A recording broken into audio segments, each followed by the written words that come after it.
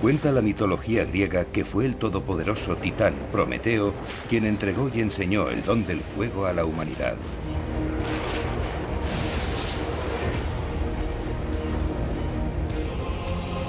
Tener la capacidad de controlar el fuego supuso un punto de inflexión en la historia.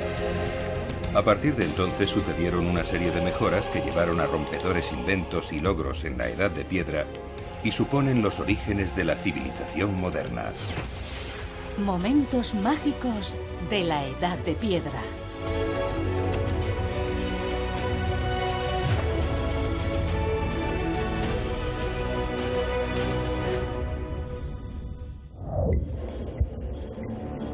Se suele afirmar que África es la cuna de la humanidad. Tanzania se encuentra al este del continente. Aquí empezó la fascinante historia de la civilización hace unos 2 millones de años. Los orígenes hay que buscarlos cerca del cráter de Ngorongoro, en la garganta de Olduvai, en el gran valle del Rif africano. Aquí se han encontrado algunos de los restos más antiguos de los inventos humanos. De hecho, los descubrimientos prehistóricos aparecidos han dado fama mundial a la garganta de Olduvai.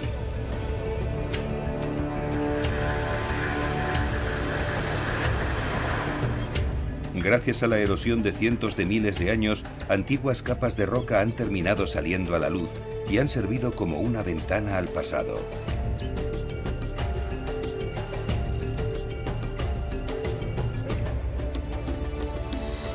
La garganta de Olduvai es desde hace mucho tiempo un verdadero imán para paleoarqueólogos de todo el mundo. Sin ir más lejos, esta expedición está dirigida por científicos británicos.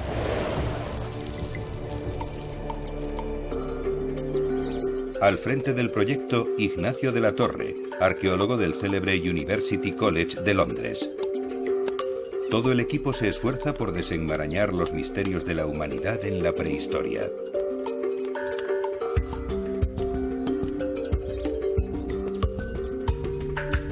Ignacio de la Torre sigue la senda abierta por anteriores compañeros. Muchos investigadores de renombre han realizado hallazgos en la garganta de Olduvai que han supuesto un punto de inflexión en el estudio de la humanidad. Uno de ellos fue el descubrimiento del Homo habilis.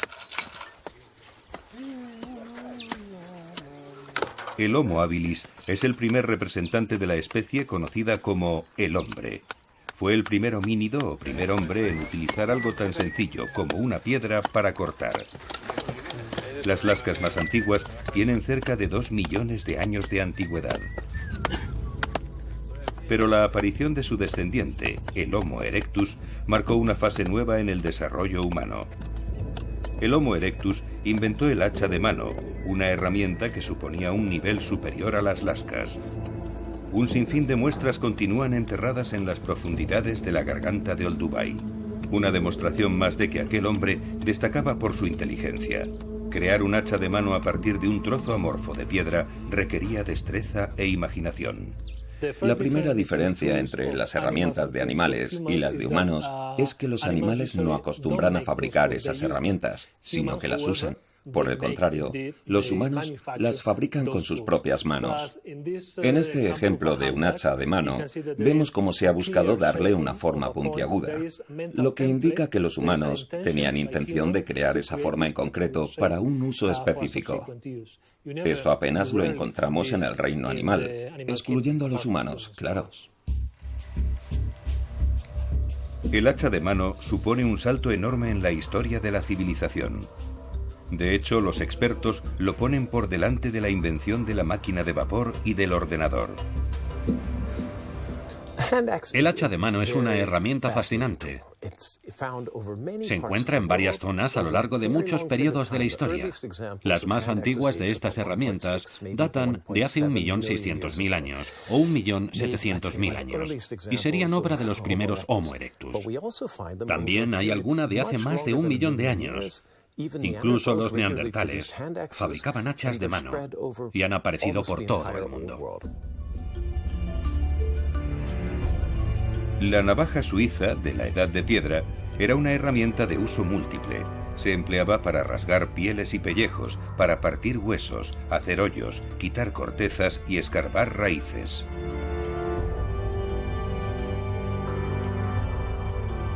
Y la función más importante era la de extraer el alimento que quedaba en los restos de los animales gracias al afilado borde, algo que era incapaz de hacer el Homo erectus con los dientes. Gracias al hacha de mano empezaron a introducir más carne en su dieta y con ello también una mayor ingesta de proteínas de alto valor. Las consecuencias de este primer momento mágico de la Edad de Piedra serían interminables. El hecho de incrementar la ingesta de carne también influyó en un notable aumento del tamaño del cerebro, que empujó al hombre a alcanzar logros impensables. Con el paso del tiempo, el mayor consumo de carne significó que las dimensiones del cerebro pasaran de 640 a 900 centímetros cúbicos. Y también fue aumentando la capacidad mental, lo cual fue allanando el camino para el siguiente gran paso hacia la civilización.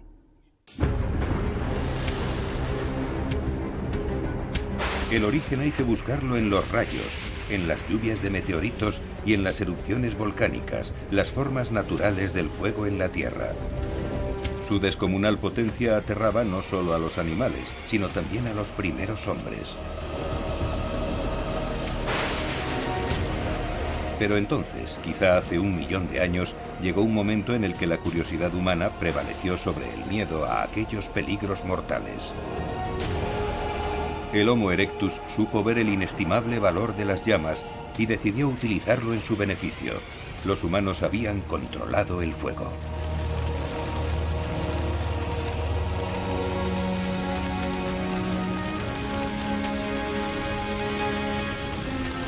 Aquel dominio lo cambió todo. Llevó el desarrollo humano a una dimensión totalmente desconocida.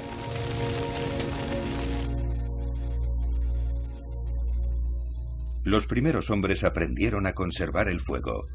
El fuego domesticado servía para traer luz y calor a la noche africana, alejaba a los insectos y ahuyentaba a los animales salvajes, que hasta entonces habían sido los grandes enemigos del Homo erectus.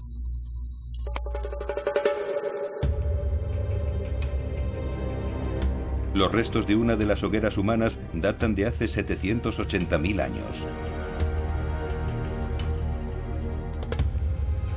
Gracias a determinadas características, es posible distinguir dónde se había producido el fuego de manera natural.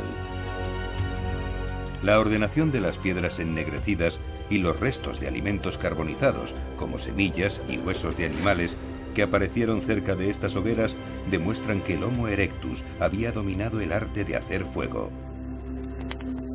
También fue el primer homínido en asar los alimentos al fuego.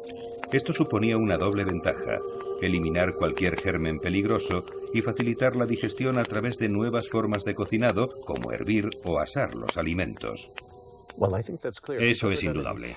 Cualquiera que haya hecho acampada en invierno sabe que si intenta hincar el diente a un alimento congelado, se puede partir el diente. Está muy duro. Descongelar el alimento fue algo único para aquellos hombres que vivían en una región fría del norte de Europa. Eso por un lado. Poder comer aunque la comida estuviera congelada. Pero cocinar significa facilitar la digestión y que el cuerpo pueda procesar las calorías y los nutrientes. Imprescindible en nuestra vida. Sabemos que nuestra fisiología funciona mucho mejor con alimentos cocinados. La comida asada también reducía la cantidad de energía necesaria para hacer la digestión, una energía que quedaba a disposición del cerebro. A lo largo de cientos de miles de años, su volumen aumentó hasta los 1000 centímetros cúbicos, es decir, casi el tamaño del cerebro de una persona en la actualidad.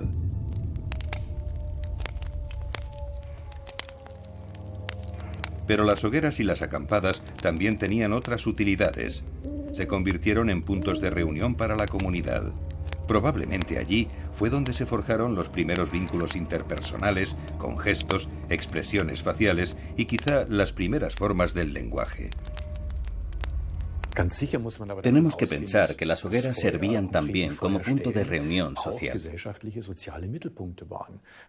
Allí la gente cocinaba, se reunía y se comunicaba. Y es posible que en esos lugares empezara a desarrollarse el lenguaje. Quizá la gente contara historias, intercambiara experiencias. Y sin duda sus narraciones también dieron pie a la aparición de los primeros mitos. La hoguera se erigió en un momento de vital importancia en la vida de entonces. Sin embargo, a pesar de controlar el fuego, el hombre todavía estaba muy lejos de ser capaz de conseguir fuego de manera sistemática. Se cree que el hombre aprendió la técnica para crear fuego a través de varias formas de fricción hace tan solo 40.000 años.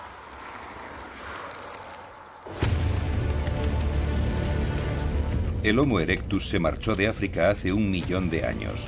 En primer lugar, pobló Eurasia, y mucho más adelante sus descendientes también se expandieron por Australia y las 2 Américas.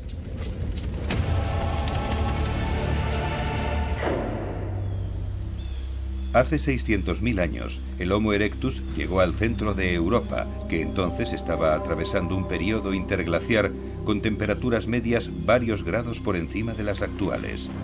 Probablemente llegara allí atraído por las posibilidades de conseguir alimento.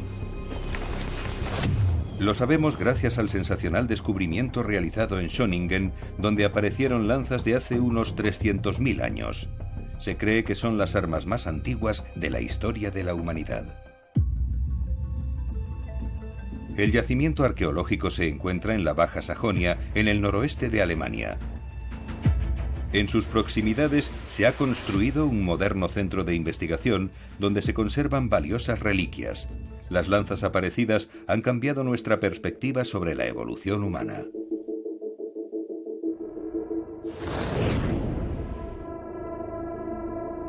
Nos dijeron que el descendiente del Homo erectus, el Homo heidelbergensis, estaba subdesarrollado. Ahora estos descubrimientos desmienten aquella aseveración. Las lanzas son la prueba de la inteligencia y la destreza de sus creadores, puesto que las armas de caza son obras de arte desde el punto de vista técnico. Están hechas con madera de abeto, elástica, pero a la vez robusta. El centro de gravedad de la lanza se encuentra en la parte delantera, que es la que determina que alcance una gran distancia en el vuelo. La parte que se afilaba de la lanza no era la que se sujetaba con la mano, sino el extremo, donde la madera es especialmente dura. El Homo heidelbergensis sabía cómo fabricar un arma de caza perfecta. Las réplicas exactas que se han hecho de las lanzas prehistóricas confirman que aquel objeto podía volar hasta 70 metros de distancia.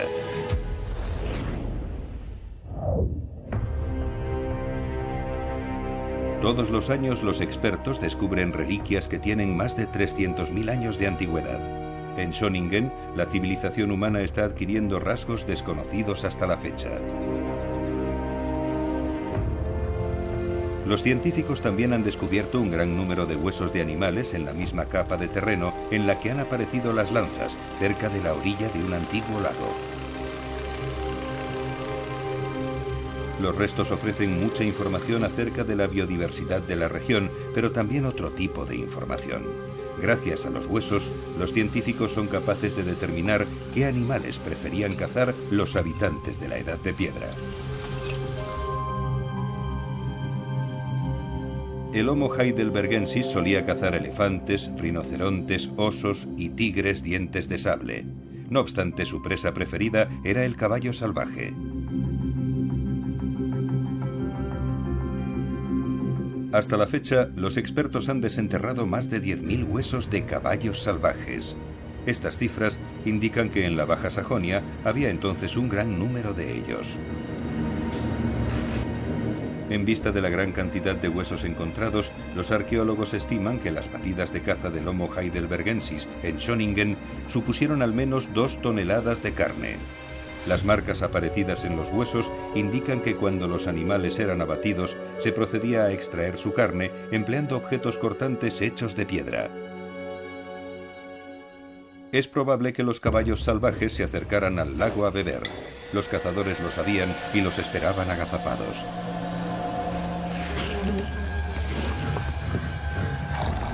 No obstante, contar con unas buenas armas no garantizaba el éxito en la caza, ya que este también dependía de un trabajo en grupo coordinado, lo que pasaba por una comunicación entre los miembros.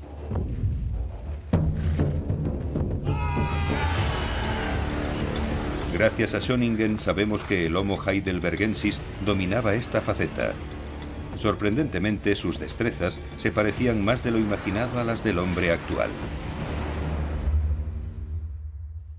Hablamos de una actividad coordinada que requería mucha planificación, comunicación y también que existieran términos para realidades como caballo, lanza, matar, carne, comer o cocinar, o que lo comunicaran con gestos.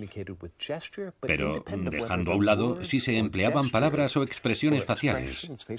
Lo importante es que podían comunicar estas ideas. A eso se le llama simbolismo y permite hablar del presente, del pasado y del futuro. El hombre de la Edad de Piedra no solo era un excelente comunicador, sino también un hábil constructor.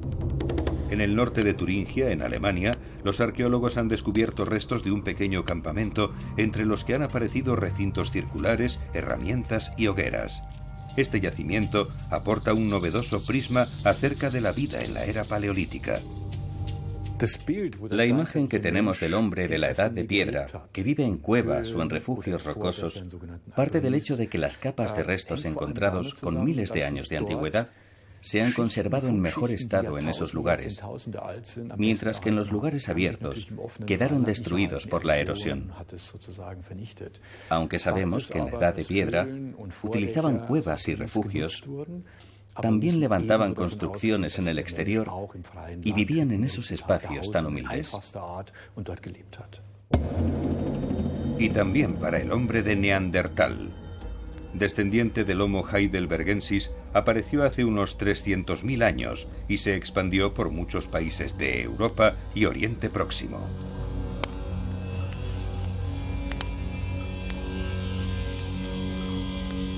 Genéticamente, el hombre de Neandertal era muy superior a su antepasado. De hecho, su genoma difiere del genoma del hombre actual en tan solo un 0,2%. Investigadores israelíes realizaron un descubrimiento fascinante en 1989. Encontraron un cráneo de un neandertal que contenía un hueso muy especial, el hioides o hueso de la lengua, que ancla la lengua en la parte anterior de la boca. Desde el punto de vista anatómico, la existencia del hueso de la lengua es fundamental para desarrollar uno de los dones más importantes de los seres humanos, la capacidad de hablar. Pero la capacidad del habla solo es posible a través de la interacción entre la anatomía, la capacidad mental y la existencia de un gen especial, el FOXP2, conocido como el gen del lenguaje. El descubrimiento del hioides en el neandertal sugiere que ya tenía control de un lenguaje primario. Creo que la capacidad de hablar era importante, pero no creo que fuera en el sentido de un Shakespeare, sino una comunicación más bien rudimentaria que se combinaba con gestos, comunicación visual y con otras formas de expresión, como por ejemplo con contacto físico. Es posible transmitir mucha información tocando a la gente. La comunicación estaba bastante desarrollada y tenía una especie de lenguaje, si bien no el lenguaje verbal que tenemos hoy. Continúa siendo un misterio cómo hablaba el hombre de Neandertal. Pero quizá existía un vínculo entre su culto a los muertos y el lenguaje. Los investigadores saben que cavaba tumbas y celebraba rituales.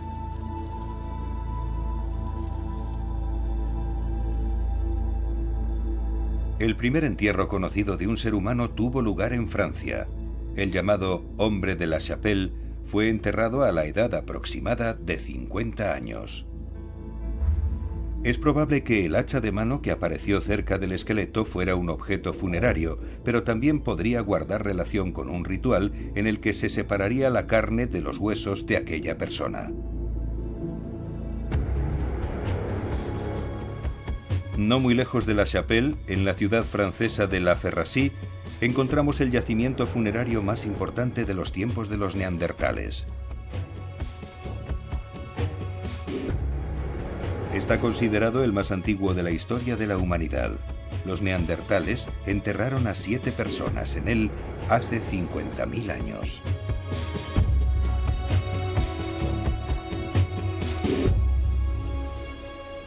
Este yacimiento despeja la duda de algunos investigadores. Aquellos habitantes no se limitaban a introducir un cuerpo en un agujero excavado en la tierra. Todo indica que construían tumbas para enterrar dignamente a los muertos.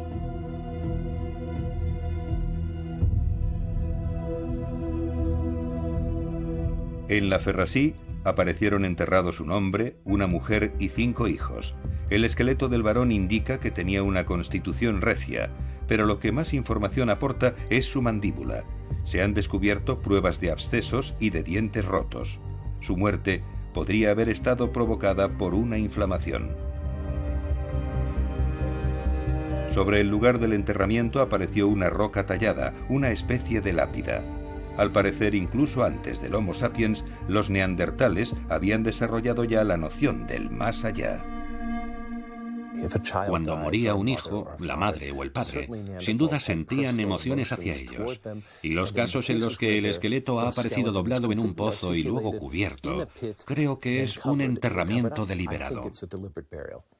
Todavía no hay consenso al respecto, pero creo que los neandertales tenían su concepto del más allá.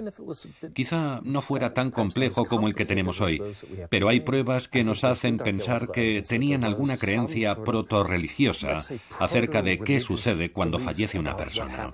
Creo que tenían ese tipo de ideas.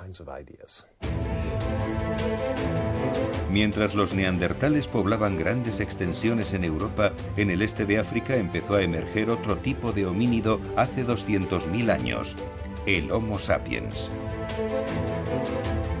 Anatómicamente, el Homo sapiens es un hombre moderno. La palabra sapiens significa sabio o capaz de conocer.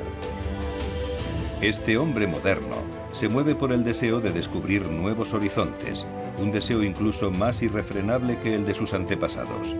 El futuro le pertenece gracias a su inventiva y su insaciable curiosidad. El Homo sapiens es alto, esbelto y tiene las extremidades largas. Por sus rasgos físicos es extremadamente sensible al frío, una desventaja que compensa con otros logros excepcionales. Un éxito evolutivo.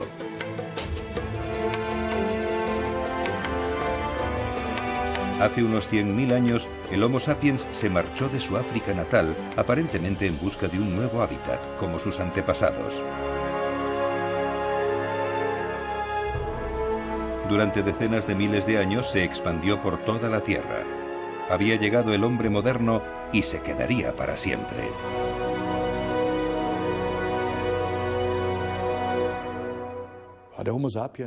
El Homo sapiens tenía una creatividad única. Se adaptó a las condiciones ambientales mucho mejor que los anteriores homínidos.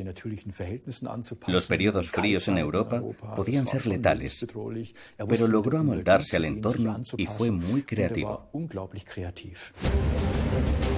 El Homo sapiens pisó Europa hace unos 40.000 años, cuando se produjo la última edad de hielo conocida.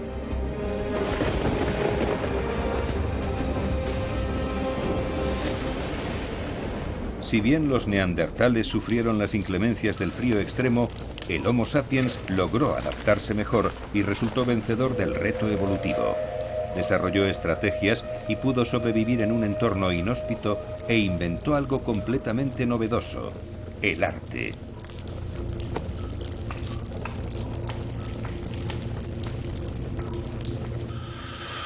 Empleando técnicas muy elaboradas, los artistas de la Edad de Hielo pintaron imágenes en las paredes de las cuevas. Los materiales para pintar los obtenían a partir del carbón, el ocre o sustancias vegetales. No plasman a personas, y el único testimonio de una presencia humana lo encontramos en la forma de la mano que utilizan a modo de firma. Las paredes de las cuevas quedan cubiertas por pinturas murales que desprenden un carácter mágico. Los motivos se repiten continuamente. Plasman grandes animales, ciervos gigantescos, rinocerontes lanudos y especialmente caballos salvajes.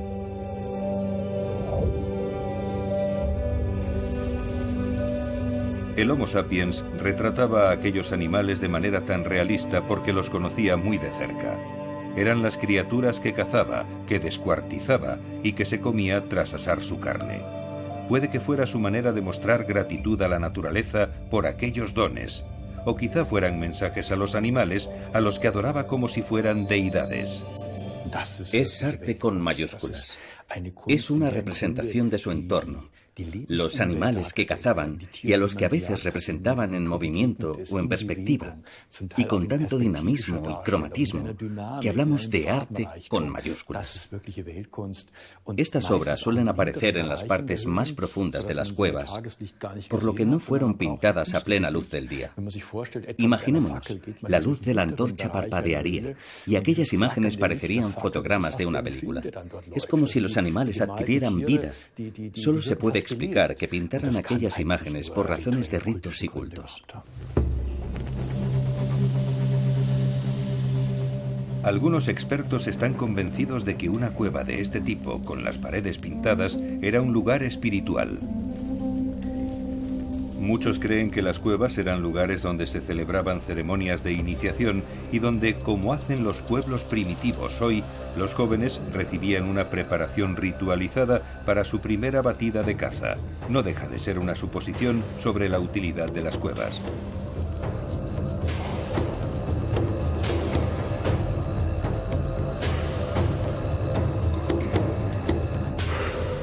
La famosa escultura del hombre león se utilizaba muy probablemente con fines de culto, una pieza de 40.000 años de antigüedad.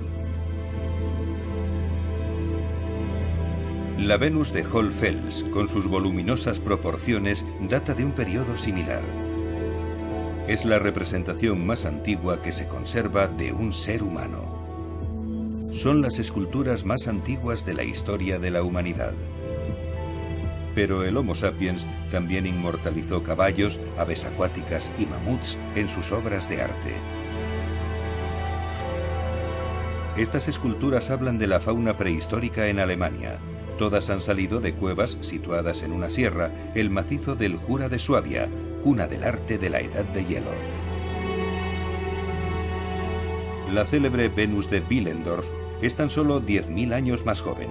Se cree que es un símbolo de la fertilidad.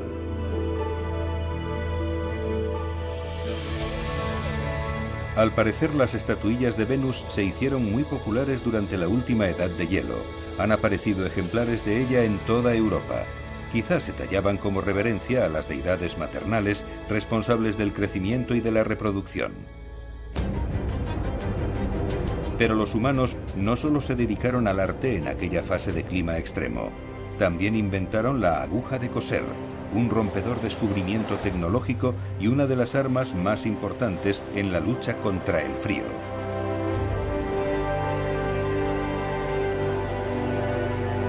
La aguja de coser permitió a los humanos aislarse mejor del frío, así como trabajar mejor la piel y el pellejo obtenidos de los animales.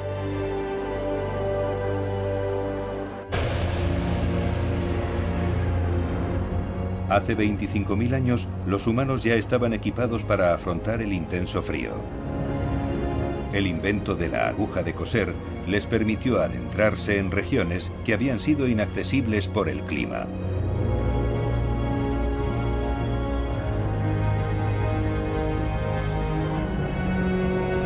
Así fue como el Homo sapiens superó una barrera natural. Fue todo gracias a su capacidad inventiva y a su afán por mejorar sus condiciones de vida. A primera vista, la aguja de coser podía parecer un invento insignificante, pero a día de hoy continúa siendo uno de los logros más destacados de la Edad de Hielo.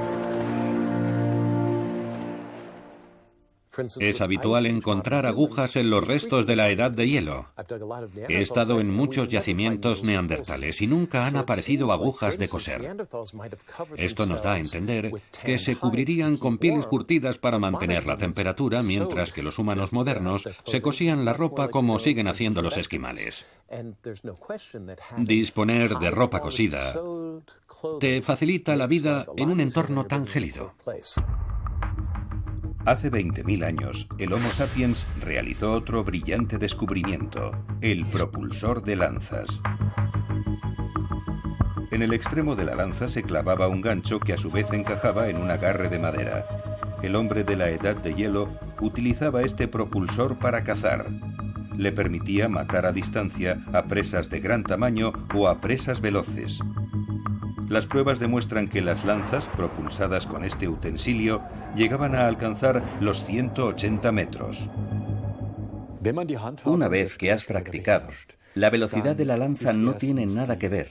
También sirve para mejorar la precisión y aumentar la fuerza con la que se clava.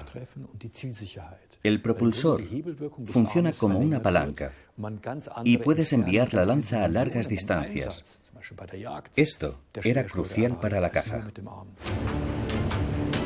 La última edad de hielo terminó hace unos 12.000 años. La intensidad del sol aumentó notablemente y derritió las capas de hielo. De repente, aquel gélido planeta estaba a punto de vivir un gran deshielo. Era el inicio de una era dorada, el periodo interglaciar.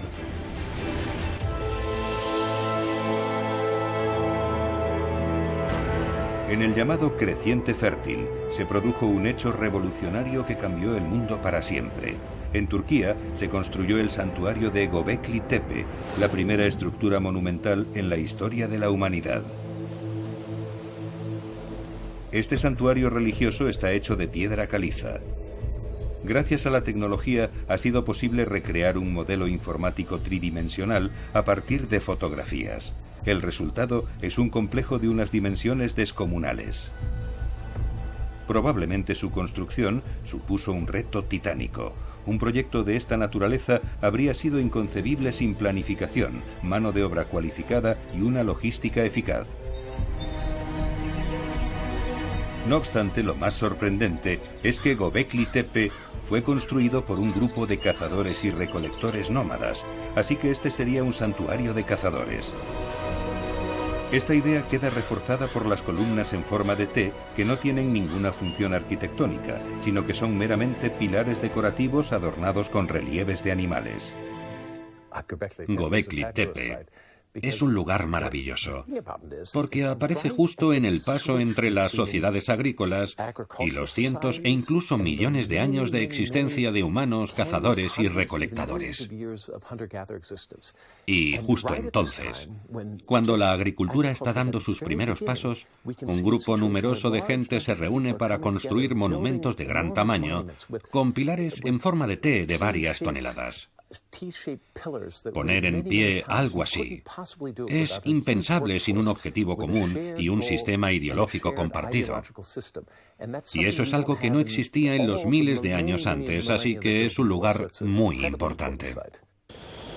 Los expertos dan por hecho que los cazadores y recolectores se daban cita con el objetivo de celebrar importantes rituales, probablemente con comida, y todo indica que también con cerveza. La religión y las celebraciones han estado íntimamente relacionadas desde la Edad de Piedra.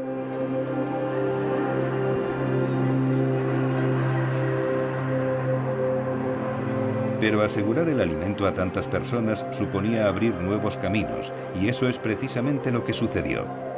La región que rodeaba a Göbekli Tepe es uno de los lugares en los que el Homo sapiens empezó a ejercer el control sobre las plantas, se dedicó a la cría de animales y se volvió sedentario.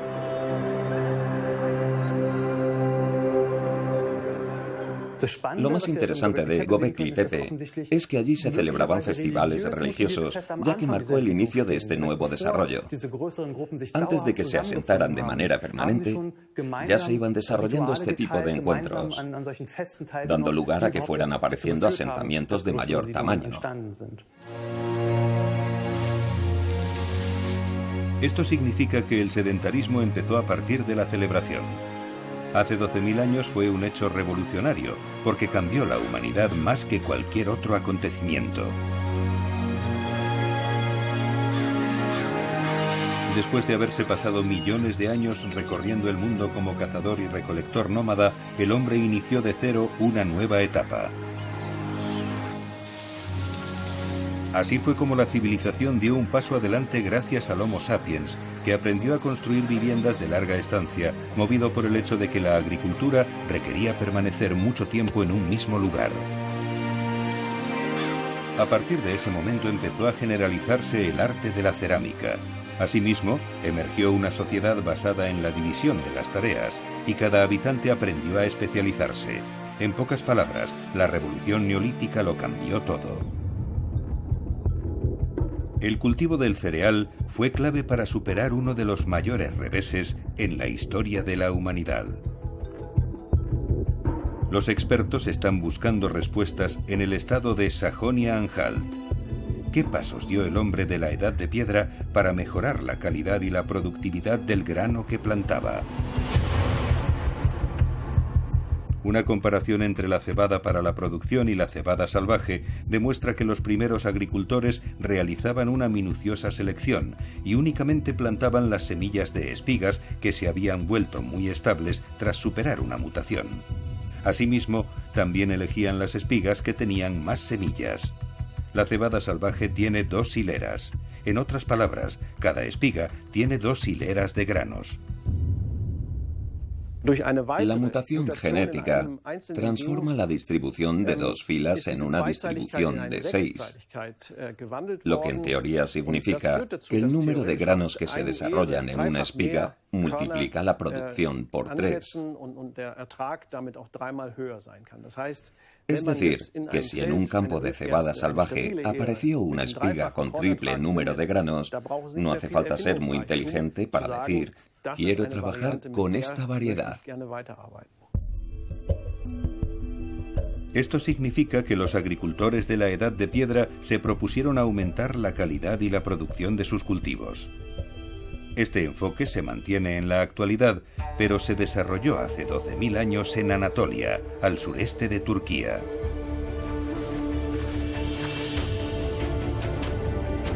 La revolución neolítica tuvo lugar en distintos puntos del planeta.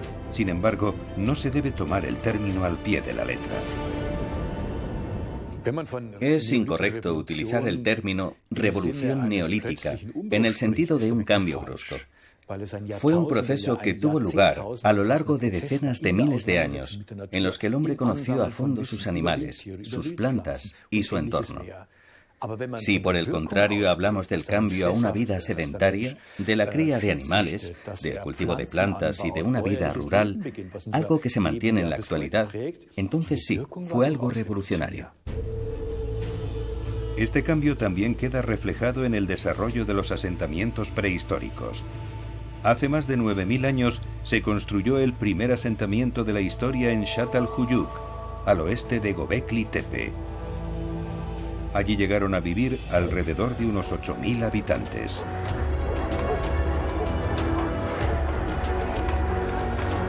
No había calles ni plazas. La vida al aire libre tenía lugar en los tejados. La sociedad era igualitaria. No había palacios ni templos, y tampoco plazas para mercados o talleres.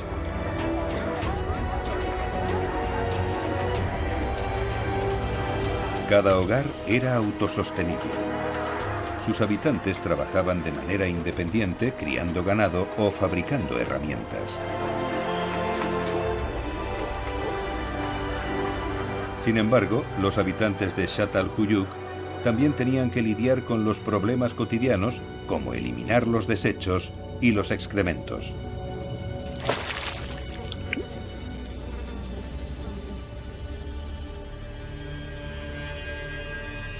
A pesar de todo, es muy probable que estuvieran muy felices con sus condiciones de vida. Después de todo, permanecieron en torno a 2000 años. Pero en estas viviendas de una sola estancia no solamente vivían, sino que también celebraban rituales. Las grandes pinturas murales con escenas de caza así lo atestiguan. Probablemente su objetivo era plasmar ritos de iniciación o cazas realizadas para el culto. Los muertos eran enterrados bajo el suelo de la vivienda para que estuvieran a salvo en el círculo familiar.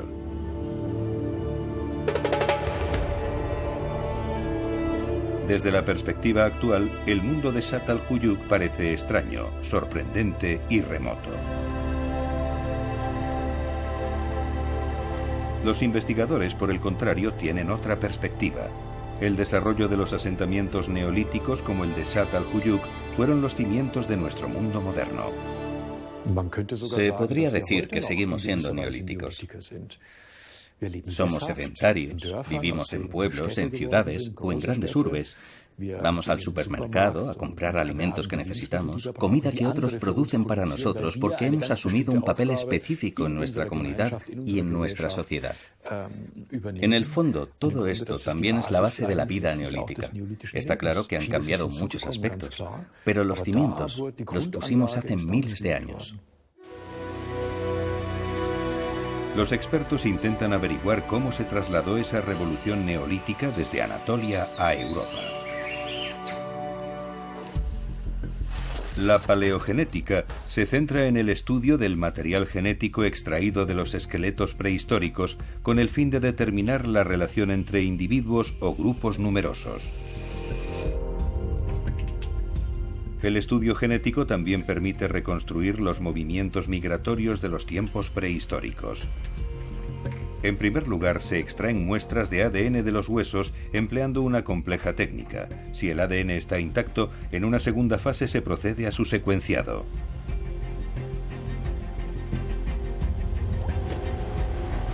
Los expertos en paleogenética han obtenido datos irrefutables de la Edad de Piedra, contribuyendo de manera decisiva a responder a las dudas del cuándo y cómo llegó a Europa la revolución neolítica.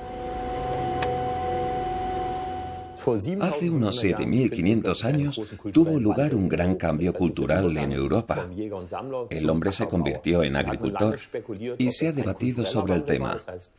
Quizás a los cazadores locales se les ocurrió centrarse en la agricultura y cría de animales, o llegaron a Europa personas con sus propios cultivos y sus animales. La paleogenética ha demostrado que llegaron personas procedentes de Anatolia. En pocos siglos se había desplazado casi al completo su población. Ellos fueron quienes trajeron la agricultura y la cría de animales a Europa. Se asentaron aquí y se expandieron. Fueron los cimientos de la civilización moderna. Como indican ahora los paleogenetistas, el asentamiento en el continente europeo tuvo lugar en varias oleadas migratorias. Los primeros habitantes de Anatolia se expandieron mucho antes de que empezaran a llegar los agricultores.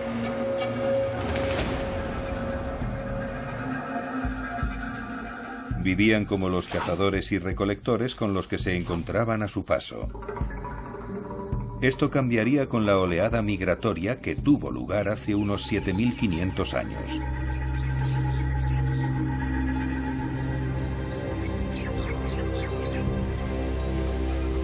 Entonces se produjo el choque entre dos culturas totalmente contrapuestas.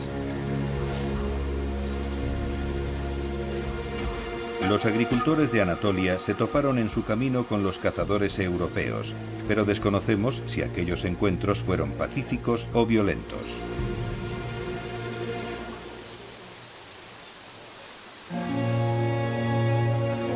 Lo que sí que sabemos es que se produjo una fusión entre los dos grupos culturales en la que prevalecieron los agricultores de Anatolia por encima de los cazadores europeos. A finales del periodo neolítico, el 70% de los habitantes de Europa Central descendía de los agricultores. Esto significa que en Europa el futuro estaba en manos de la cultura rural inmigrante. El cultivo, la cría de animales, el pastoreo, la rueda, los carros y la domesticación de los caballos son cruciales para futuros desarrollos, sin olvidar la metalurgia, el bronce y el hierro. Y todo esto llegó a través de las vías comerciales. Es decir, que sin este movimiento habría sido imposible que la civilización europea se hubiera desarrollado como lo hizo. El último gran invento de la Edad de Piedra fue la fundición. Una de las minas de cobre más antiguas del mundo se encuentra en Bulgaria. Las galerías de esta mina, que cerró hace mucho tiempo, marcaron el inicio de una nueva era, la Edad de los Metales. La fundición desempeñó un papel fundamental en la historia de la humanidad. Estamos hablando de obtener metal a partir de la roca. La fundición simboliza el cambio de un mundo puramente físico a un mundo químico. Antes de su aparición, solamente era posible cambiar la forma del material. Ahora, a través de la fundición, es posible cambiar su estado.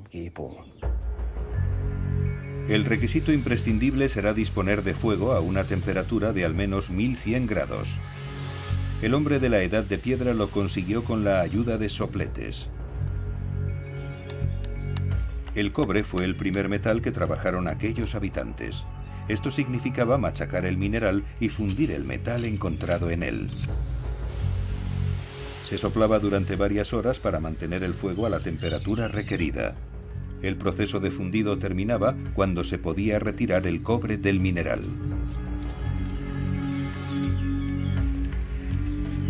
Los experimentos que se han realizado para imitar aquellos métodos de la Edad de Piedra dejan claro lo difícil que era obtener el cobre. No obstante, a través del ensayo y error, aquellos habitantes lograron hacerse expertos productores del preciado metal. De hecho, el cobre sigue siendo hoy una de las materias primas más codiciadas. De la obtención del cobre a la fundición del metal no hay más que un paso. Los herreros no tardaron en dominar la técnica. La nueva tecnología supuso el fin de la Edad de Piedra, que a su vez dio paso a la Edad de Hierro. Y entonces el hombre descubriría el oro. En cuanto aparece el oro, todo el mundo quiere tenerlo y se ve en todas las sociedades. Han de existir reglas que estipulen quiénes pueden tener acceso al oro, cómo se produce, cómo se distribuye y cómo se retira de la circulación. Suele desaparecer cuando se producen los enterramientos. En ellos solemos encontrar oro.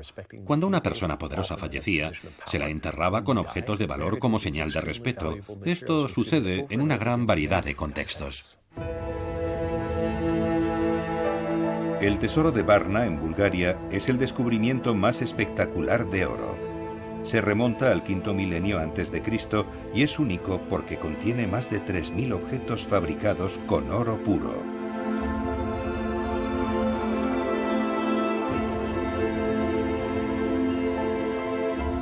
El oro fue descubierto en una necrópolis en el noreste del país.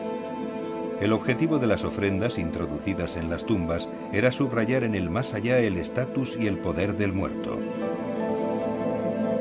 La tumba, que contiene el esqueleto de un varón, supone un descubrimiento excepcional. Los enseres dorados dejan entrever hasta qué punto la metalurgia cambió la sociedad, diferenciando entre ricos, pobres y especialistas.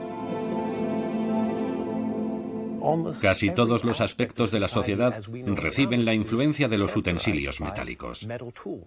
Posiblemente sería imposible hacer todo lo que hacemos si no tuviéramos el control de la producción de los metales. Y obviamente, esto se basa en una compleja división del trabajo. No todo el mundo sabe trabajar los metales.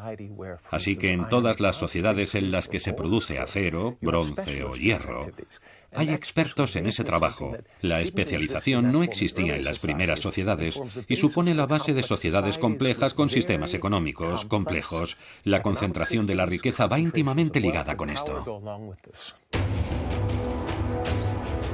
Se trataba del inicio de las civilizaciones urbanas. En el siglo IV a.C. se construyó Uruk, la primera metrópolis conocida en Mesopotamia, en la actual Irak.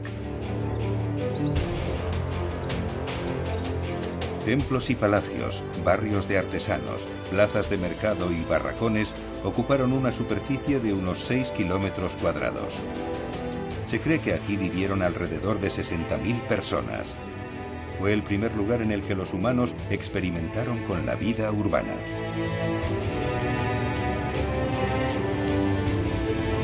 Y también fue en esta gigantesca ciudad donde se escribió el primer relato. La epopeya de Gilgamesh, el primer poema épico que se conserva. La ciudad alcanzó gran prosperidad y poder gracias a un elaborado sistema comercial y administrativo. La diferencia entre la élite y la mayoría de la población empezó a notarse a través de los espléndidos edificios y las lujosas mercancías que se movían entonces. En Uruk, la desigualdad social alcanzó una nueva dimensión. Marcó unos estándares que que han seguido aplicándose a todas las civilizaciones avanzadas, tanto en cuestiones políticas como económicas y de culto. Asimismo, se convirtió en la cuna de la burocracia, de la arquitectura a gran escala y de diversas formas de arte. Cuando analizamos el proceso de la civilización humana, sus distintas facetas y su desarrollo, somos testigos del irrefrenable deseo de crear, de superar fronteras y de destacar. Y poco importa que los límites vengan impuestos por la naturaleza, por el entorno o por otras comunidades hostiles. El deseo de superarlos es, en mi opinión, el motor decisivo de todos los esfuerzos y de todos los caminos que conducen a la civilización. Poco tiempo después emergerían otras asombrosas ciudades con civilizaciones increíblemente avanzadas en Mesopotamia, Egipto y otros países. Y entonces, de nuevo, la historia de la humanidad experimentó nuevos puntos de inflexión marcados por momentos mágicos grandes y pequeños. El desarrollo humano adquirió un gran impulso gracias al Homo sapiens. Gracias a él, empezaron a sucederse brillantes inventos en plazos de tiempo cada vez más cortos. El incansable motor de los logros de la humanidad es el propio individuo, que se propuso asumir el control de la Tierra.